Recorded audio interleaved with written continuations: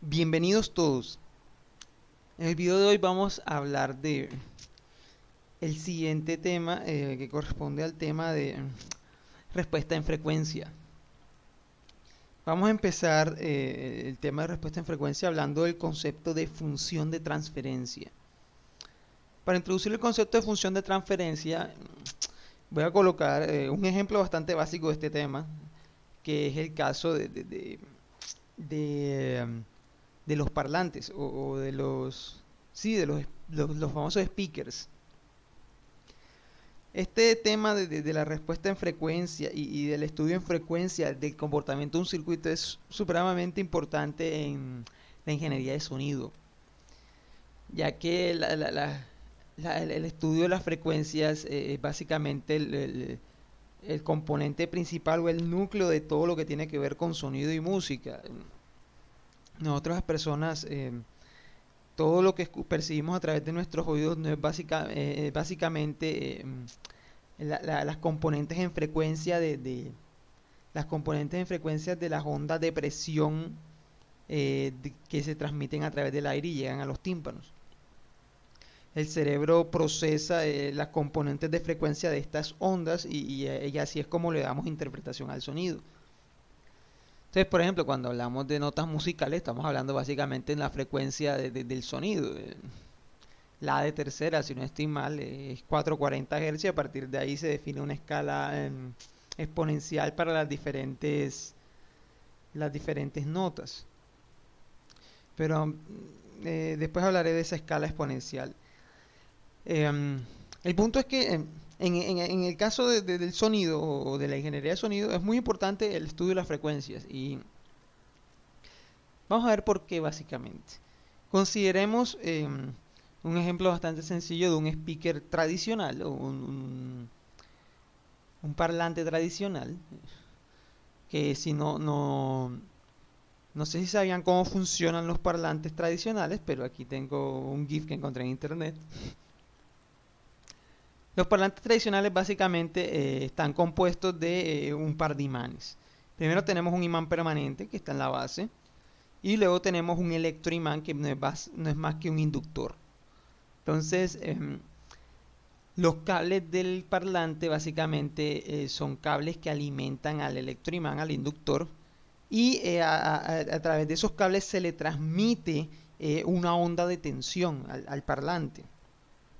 Esta onda de tensión pues polariza o induce un campo magnético en el electroimán y al inducirse un campo magnético pues el electroimán experimenta una fuerza magnética con respecto al imán permanente.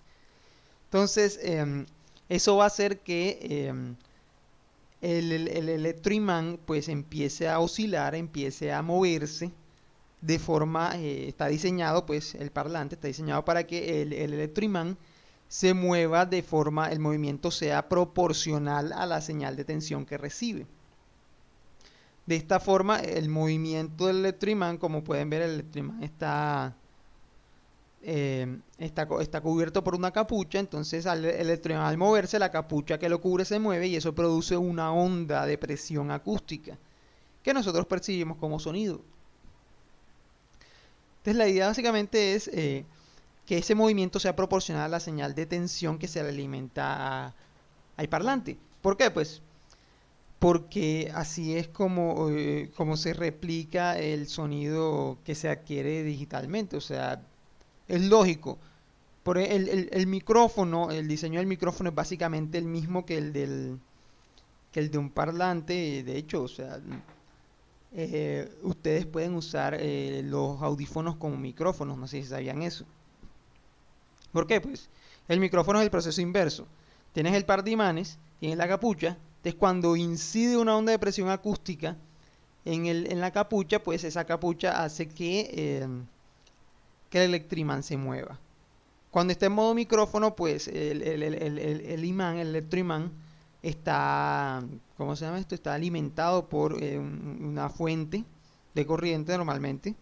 Entonces el movimiento del electroimán produce unas variaciones transitorias, que ya la deben conocer muy bien, esas variaciones transitorias producen unas corrientes transitorias. Estas corrientes transitorias son capturadas por el dispositivo digital que se encarga de leer el micrófono, y esas corrientes transitorias van a ser proporcionales a las ondas acústicas de presión. Entonces el dispositivo digital toma esas ondas y las guarda. Y después, para reproducirlas, pues manda esas ondas en forma de una señal de tensión que llegan al parlante. El parlante se empieza a mover y produce ondas de presión que son proporcionales, pues son proporcionales a esa señal de tensión que les llega. Ahora, eso es en el caso ideal. O sea, idealmente, pues el parlante debería replicar de forma perfecta la señal que le llega. Pero en la realidad este no es el caso.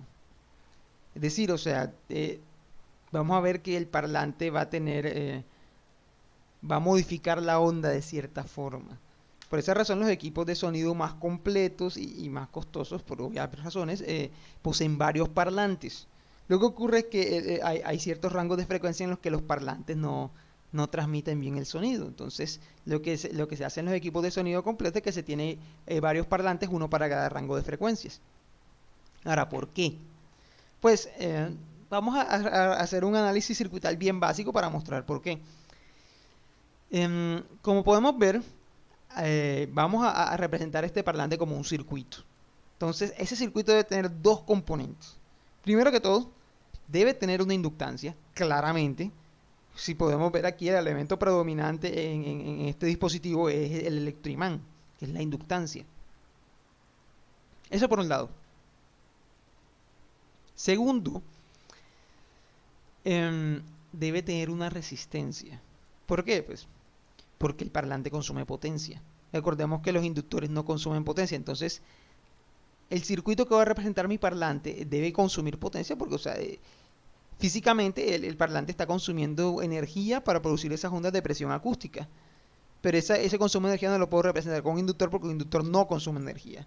Entonces, ese consumo de energía lo voy a representar con una resistencia. Entonces, vamos a irnos acá a la pizarra. Entonces vamos aquí a hacer un circuito, una representación bastante sencilla de lo que podría ser el circuito equivalente de un parlante.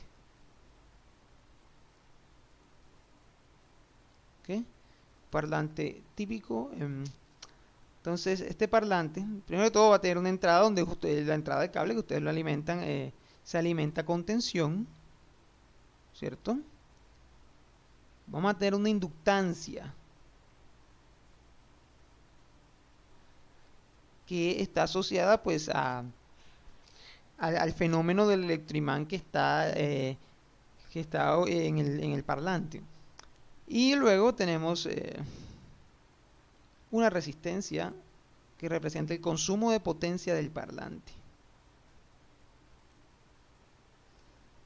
Listo.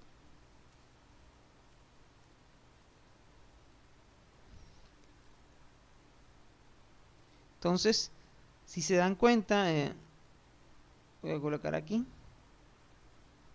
Por un lado tenemos un par de terminales. Cuando tenemos un par de terminales, normalmente eso se le llama un puerto. Un puerto son dos terminales, ¿ok? Entonces, el primer puerto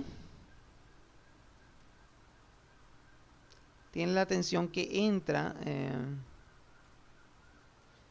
al parlante. Como vamos a estar trabajando en el dominio de la frecuencia, pues vamos a volver a utilizar fasores. Esta tensión la voy a llamar BI. Y bueno, aquí tenemos una inductancia L y aquí tenemos una resistencia R. Realmente, si se dan cuenta, la tensión que es transformada en la energía eléctrica que se transforma en energía mecánica no es la energía que entra por la tensión BI, porque hay una parte que se queda en el inductor. Es decir, lo que llega a la resistencia, lo que llega a ser efectivamente convertido en energía mecánica, no es BI, es un valor distinto. Y este valor lo vamos a llamar BO porque pues es básicamente nuestra salida o el valor que nos interesa. En caso del parlante, yo quiero saber qué parte de la entrada se convierte efectivamente en la salida mecánica. Entonces, si se dan cuenta, vamos a esta tensión BO la podemos calcular en términos de la tensión de entrada. La tensión de entrada yo no sé cuál es porque, o sea, yo no sé qué se va a reproducir en el parlante. Pero yo sé esto. La tensión de salida BO, si bien depende de BI, ¿cierto? Yo la puedo expresar de esta forma.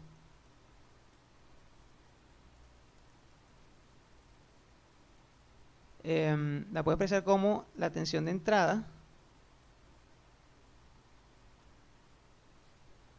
multiplicada por la tensión de salida sobre la tensión de entrada.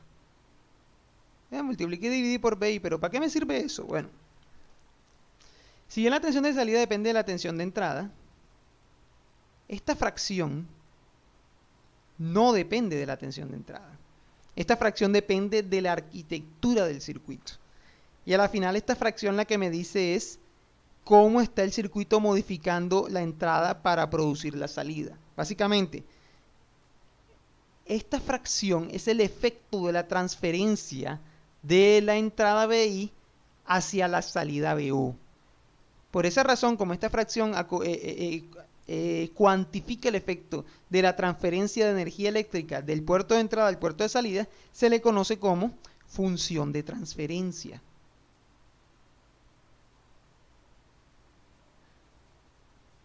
En este caso, la función de transferencia es tensión de salida entre tensión de entrada, pero en general puede ser el cociente de cualquier variable de tensión o corriente.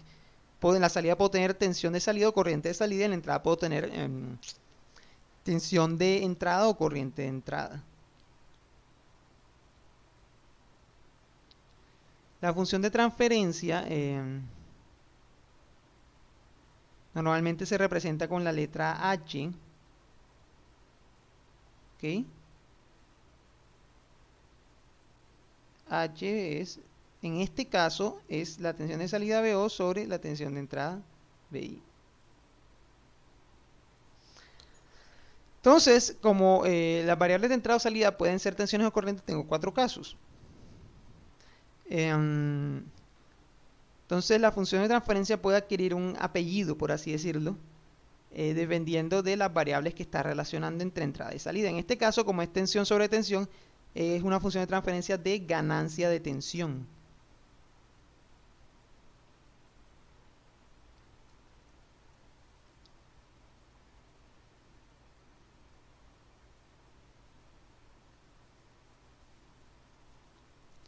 De igual forma, yo podría tener una función de transferencia que fuera corriente de salida entre corriente de entrada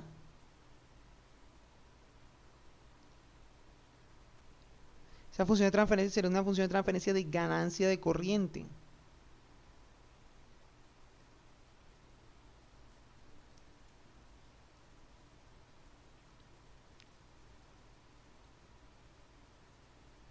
Listo. Luego, podría tener también una función de transferencia que fuera tensión de salida sobre corriente de entrada, dependiendo de lo que me interese. En ese caso, esa función de transferencia sería una función de transferencia de impedancia, pues por las unidades serían unidades de ohmios.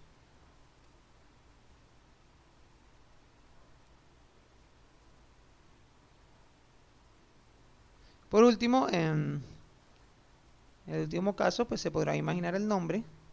Podría tener tensión de salida sobre corriente de entrada. O sea,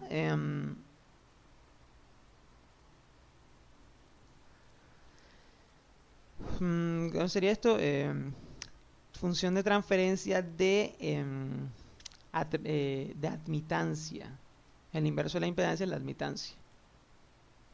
De admitancia. Que tiene unidades de admitancia, o sea, Siemens. ¿Ok? Entonces, en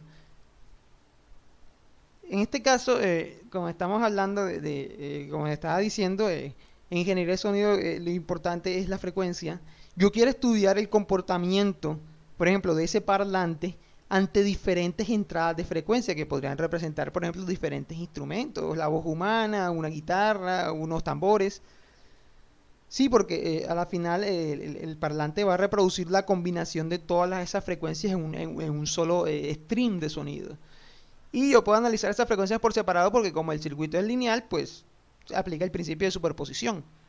Entonces al parlante le llega una señal digitalizada de sonido que tiene una suma, una combinación lineal de muchas frecuencias que pues pueden corresponder a muchas cosas, muchos instrumentos o voz humana o diferentes efectos.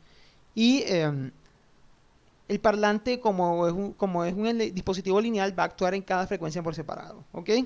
Entonces, yo quiero estudiar este comportamiento del circuito.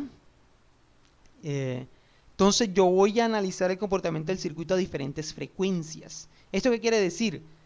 Ya la frecuencia omega del circuito no va a ser una constante, porque es que esa frecuencia omega va a depender de la entrada y la entrada puede tener un valor de frecuencia diferente o puede variar.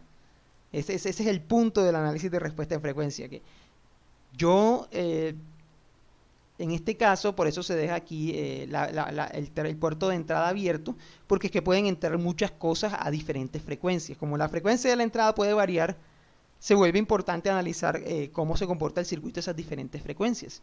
Entonces, como la frecuencia ahora va a ser otra variable, vamos a decir que la función de transferencia, o en general todas las tensiones y corrientes, en este caso h de j va a ser una función de la frecuencia, o sea, una función de j omega. En algunos libros simplemente lo ponen como una función de omega, yo prefiero ponerlo como una función de j omega, es una preferencia personal y realmente no importa. Función de transferencia va a ser la tensión de salida, que como la frecuencia es variable es una función de j omega, ¿cierto? Entre la tensión de entrada, que es una función de j omega también. ¿Ok? Listo. Entonces, en el caso del parlante, analicemos. La tensión de salida en función de j omega, pues,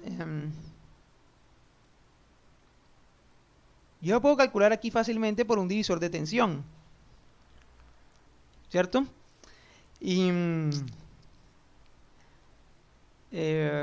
haciendo este divisor, pues, me quedaría que esto va a valer, arriba lo que me interesa, o sea, R, abajo, pues, R más lo demás, o sea, R más la impedancia del inductor, que sería J omega L. Todo eso multiplicado por la tensión de la fuente del divisor, que sería la tensión de entrada, BI, función de J omega. Entonces, pasando el BI a dividir, tenemos BO sobre J omega, BO en función de J omega entre BI, función de J omega. Si se dan cuenta, esto es la función de transferencia.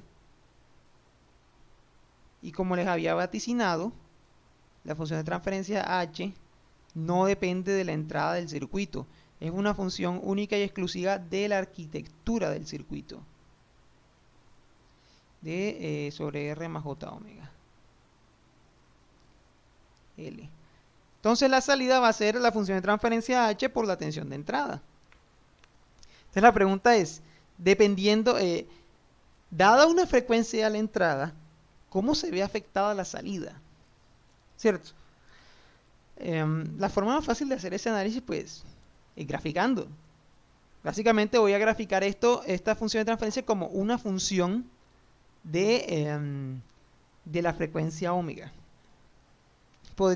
Esa frecuencia omega angular en radianes sobre segundo, podríamos graficarla también en función de la frecuencia Hertz F, pero da lo mismo en realidad. Entonces,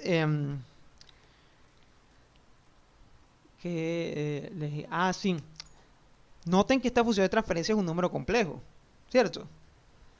Entonces, ahí tenemos que hacer dos gráficas, por un lado. Uno es la gráfica de la magnitud la magnitud de h de j omega, que nos va a decir si la entrada se atenúa o se amplifica o qué, ¿cierto?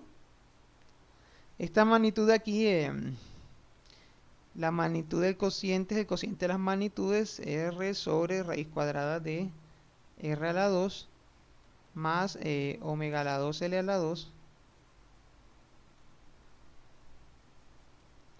Esa es una de las gráficas que hay que hacer. La otra es la de gráfica del ángulo o del argumento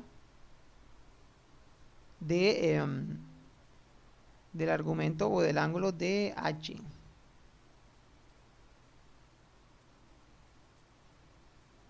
El argumento de h de j omega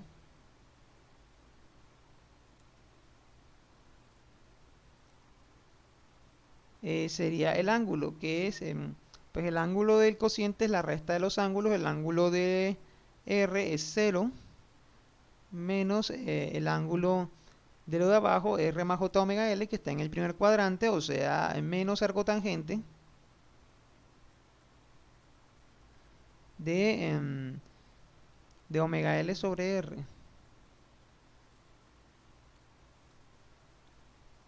¿Ok? Por un lado, la magnitud de la función de transferencia me dice si la salida es una versión atenuada de la entrada o una versión amplificada, porque esa magnitud puede ser menor que 1, puede ser mayor que 1. Es 1 si está copiando la entrada perfectamente, que sería lo ideal. El ángulo me dice el retraso entre salida y entrada. O sea, yo asumo, recuerden que la respuesta en frecuencia o el uso el trabajo en el dominio de los fasores asume que la entrada es una senoidal.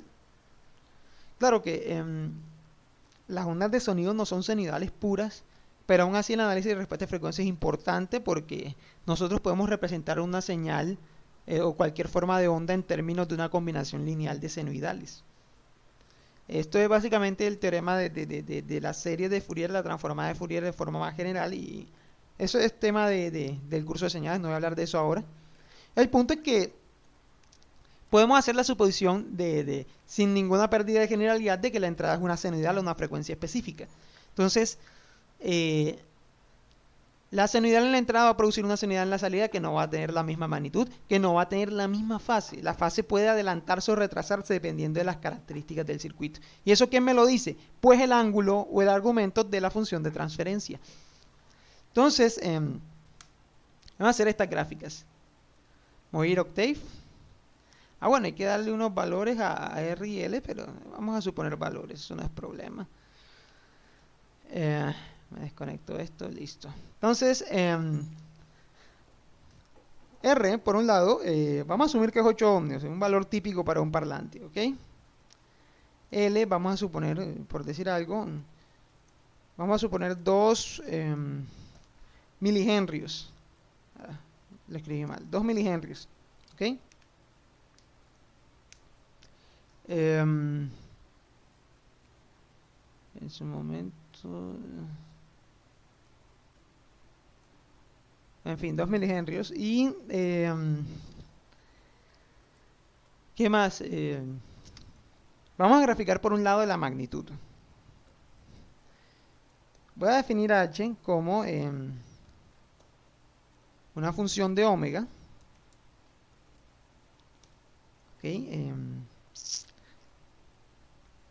Sería simplemente r sobre r más 1i, que es la unidad imaginaria, por omega por L. R sobre R más J omega L, listo. Entonces vamos a hacer un barrido de frecuencias. Voy a hacer un plot. Voy a barrer las frecuencias, digamos, desde 0 hasta... Como estamos hablando de un parlante, nos interesa el rango de frecuencias de audición de las personas, que es de 20 a 20 kHz. Te voy a ir desde 20 hasta 20 por 10 a la 3. Bueno, pero esto es frecuencia angular, entonces la frecuencia Hertz, el rango de frecuencia Hertz que podemos oír normalmente es de 20 a 20 kHz. Entonces lo voy a multiplicar esto por 2pi, ¿cierto? Bueno, es más, omega va a ser igual a 2 por pi por de 20 a 20 de 13, listo. Y ahora voy a hacer un plot de omega con el valor absoluto o la magnitud de h. En el caso de Octavio más, la apps me va a dar el valor absoluto, entonces no tengo que calcular la fórmula, más sencillo. Y line with 2, como siempre.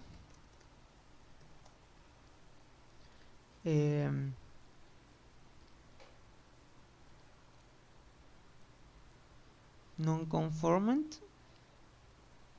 P1 por 1 y...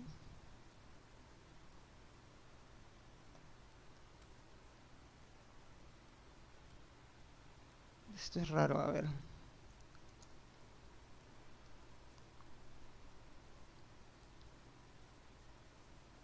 Ah, ya encontré el error, ya encontré el error. Hay que ser punto entre. Ya. Y... Exactamente. Siempre, porque siempre le pongo punto a todos los por y a todos los entre, porque estaba haciendo...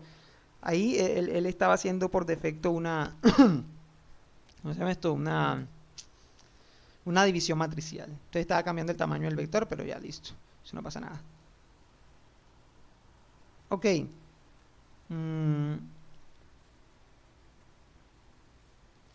aquí tenemos la gráfica de la magnitud. Entonces podemos apreciar, entre otras cosas, que inicialmente la magnitud empieza en 1.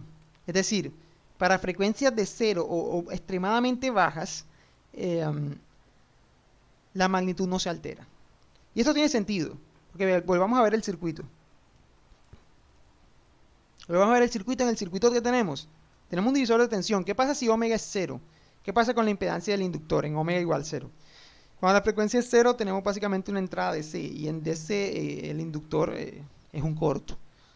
Entonces J omega L se vuelve 0 y me queda simplemente un corto, se copia la entrada tal cual en magnitud. No sabemos qué pasa en ángulo todavía. Ahora, vemos que a medida que aumenta la frecuencia, la magnitud empieza a disminuir en gran proporción. ¿Cuánto valdrá la magnitud de la función de transferencia cuando la frecuencia tiende a infinito? Pues si omega tiende a infinito, la impedancia del inductor se convierte en un circuito abierto, que J omega L, digo, con omega infinito es un abierto. Entonces esto como un circuito abierto, pues la tensión no pasa. La tensión no pasa y entonces la magnitud de VO sería 0, sin importar la entrada, cuando la frecuencia es muy alta. Entonces noten que aquí hay un fenómeno bastante interesante. Y pues para frecuencia intermedia vemos que hay una transición, o sea, la frecuencia empieza a bajar. ¿Ok? Ahora, es más, como esto está en frecuencias radianes, voy a hacer algo acá.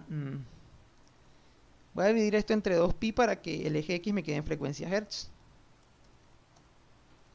Listo. Ahí está 20.000, ¿sí o no? Entonces, por lo menos, si hablamos... Si hablamos de por ejemplo, la voz humana, que tiene que tener una frecuencia de alrededor de 200 Hz o por ahí, estaría por ahí en este rango. Hay instrumentos, por ejemplo, una guitarra puede tener una frecuencia Hz que puede llegar a los 1000 Hz. Entonces vamos a restringirnos, por ejemplo, hasta los 2000. Sí, porque 20.000 es muy extremo, ya es raro llegar hasta ese rango, pero vamos a concentrarnos en las frecuencias fundamentales.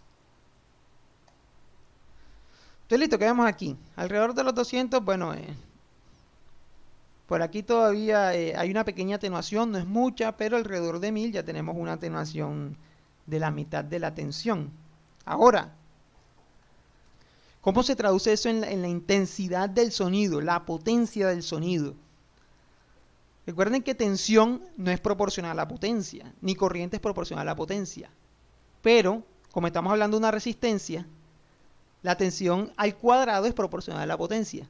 La corriente al cuadrado es proporcional a la potencia. Entonces, si queremos ver una gráfica de la atenuación de potencia, tenemos que elevar esto al cuadrado.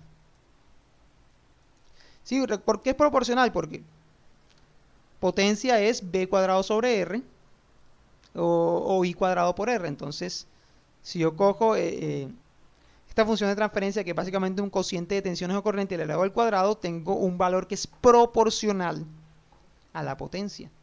Y como es un cociente, pues esa proporción se cancela. Punto por. Listo. ¿Qué ocurre? Para frecuencias muy pequeñas, pues la potencia de la salida es la misma potencia de la entrada, perfecto. La potencia de la señal, pues, alrededor de 200 Hz tenemos una pequeña atenuación de potencia, alrededor de 1000, pues la potencia se ha atenuado bastante, de hecho. Está alrededor del 20% de la entrada, y si seguimos aumentando la frecuencia, esa potencia se sigue atenuando. ¿Eso qué significa? El parlante no está replicando de forma perfecta la entrada de sonido. La está modificando. Las frecuencias bajas las está copiando perfecto, pero las frecuencias altas las está atenuando. Las está casi eliminando. Si nos vamos para 20.000, o sea, es prácticamente cero. De hecho, veámoslo acá.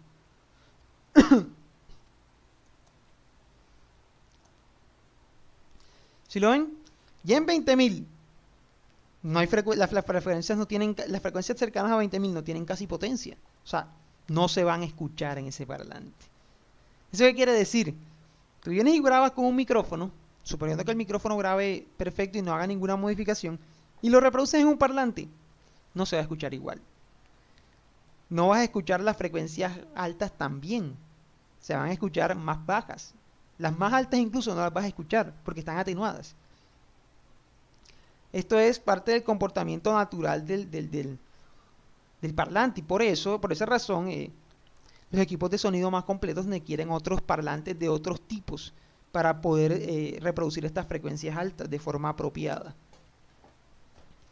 Entonces, esa es la magnitud. Veamos, por ejemplo, qué pasa con el ángulo. En este caso, el ángulo sí no necesita elevarse al cuadrado, porque ahí sí es no es la potencia de la señal, sino el retraso de fase entre la señal cruda. De aquí copiamos simplemente ángulo. Bueno, este ángulo está en radiano, lo voy a multiplicar por pi sobre 180.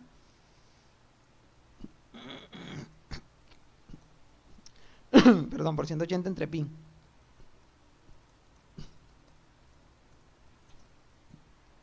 Entonces, ¿qué ocurre?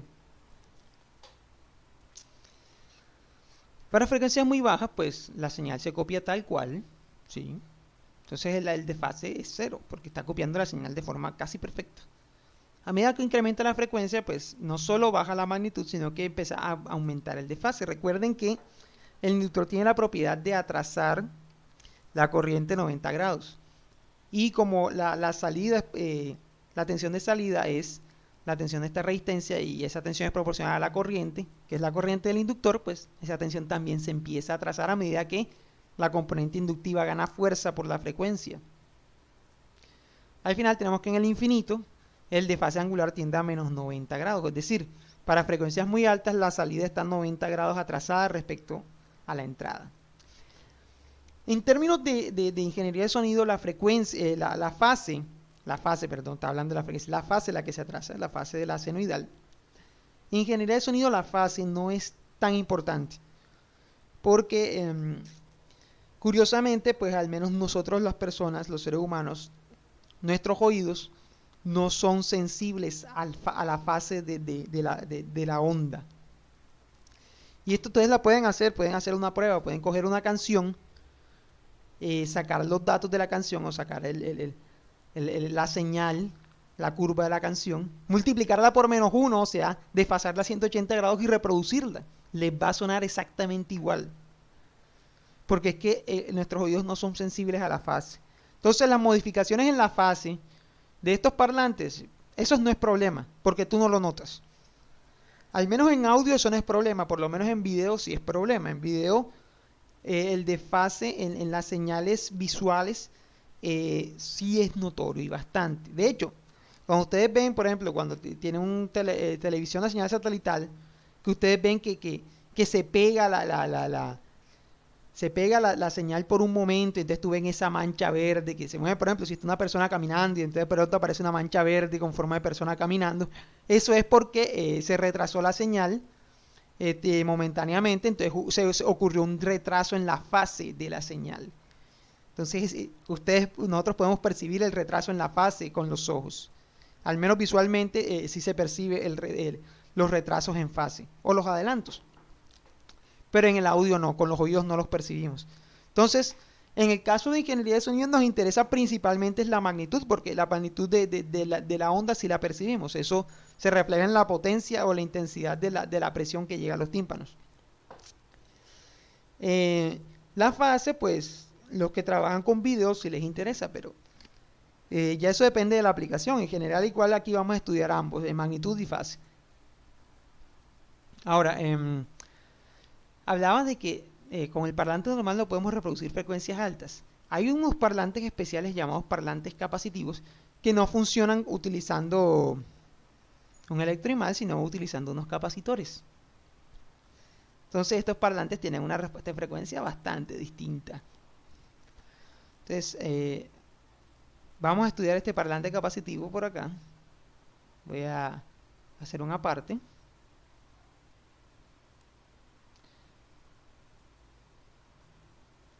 Aquí parlante capacitivo. Parlante capacitivo básicamente sigue la misma idea. Solo que ahora tenemos, en vez de tener dos imanes, tenemos un par de placas. Son las placas de un capacitor. Y esas placas están alimentadas pues por los cables del parlante. Entonces cuando esas placas del capacitor le llega la señal, una de las placas está pegada a la capucha del parlante y ella se puede mover libremente. Entonces cuando el capacitor se carga y se descarga, se produce una fuerza eléctrica que mueve las placas del capacitor y produce la vibración en la capucha, que es la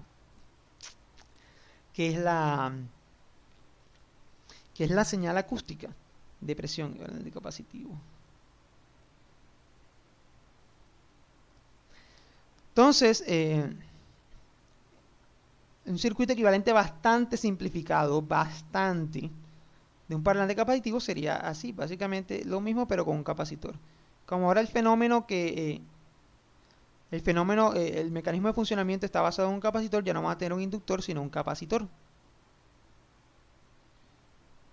De nuevo, tenemos una resistencia que representa la conversión de potencia. Tenemos aquí R, tenemos acá C y acá tenemos la tensión de salida. Entonces, tenemos acá en este puerto la entrada BI, la salida BO,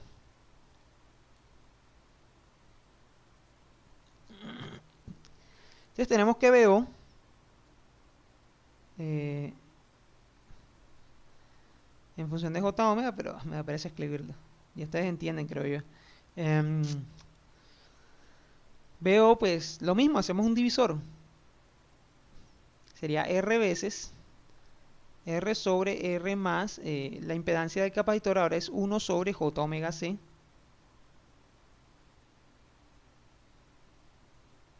Todo eso por la tensión de entrada. Entonces el cociente de la salida sobre la entrada, BO sobre BI, que va a ser igual a la función de transferencia H de J omega, va a ser igual a R sobre R más 1 sobre J omega C. Ese 1 sobre J omega C me molesta, así que voy a multiplicar por J omega C a ambos lados. Me queda que H de J omega es igual a J omega RC sobre 1 más J omega RC. ¿Ok? Entonces, grafiquemos esta otra función de transferencia.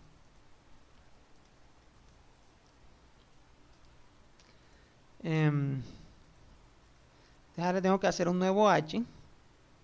Bueno, primero de todo, vamos a darle valores a ese parlante capacitivo. La resistencia, digamos que va a ser de un ohmio. En realidad no conozco los valores típicos de un parlante capacitivo, me los estoy inventando. La capacitancia, digamos que es 100 micro. 100 a la menos 6. Y ahora la función de transferencia. Aquí tendríamos 1i, que es el j, por omega, j omega, por r, por c.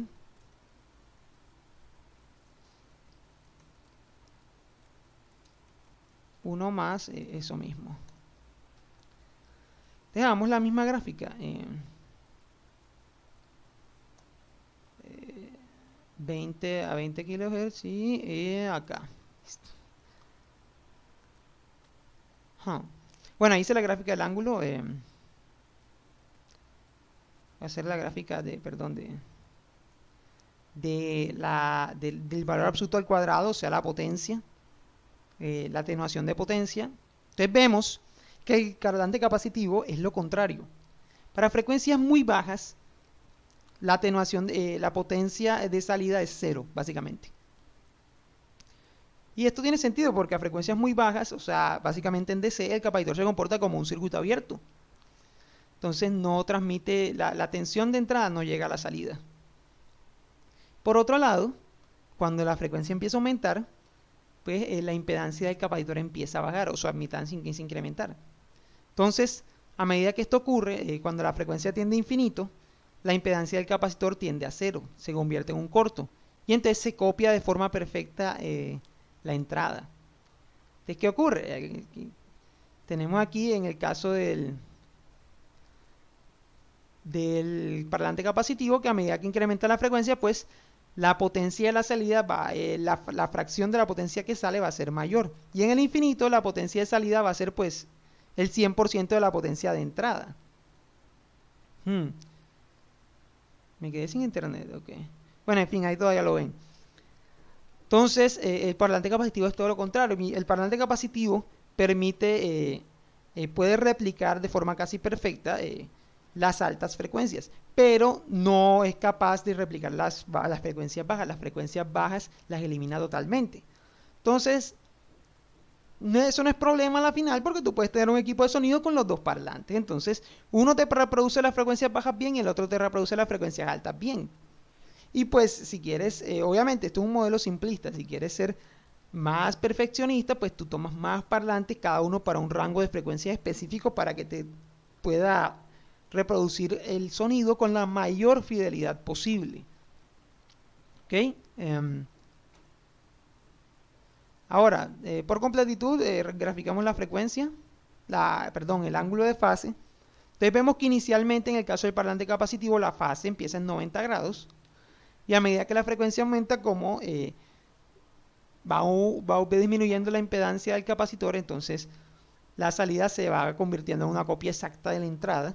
Entonces la fase va reduciéndose hasta 0, ya que en 0, con 0 de fase y magnitud de 1 en la función de transferencia, estás copiando la entrada perfectamente.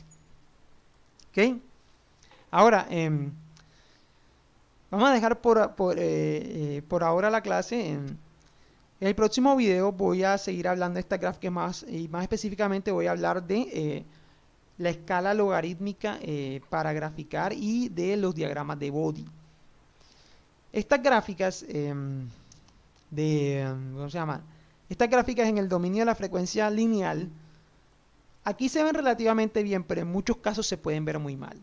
Por ejemplo,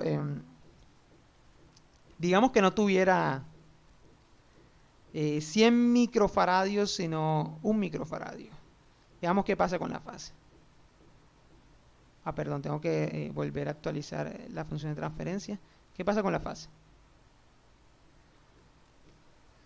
Le di un micro, la constante de tiempo aumenta, no disminuye, o sea que la frecuencia aumenta. Ok, perdón, era más de 100 micro y vamos a ponerle más resistencia, digamos una resistencia de 1 kilo, así, y cambiamos el H, graficamos.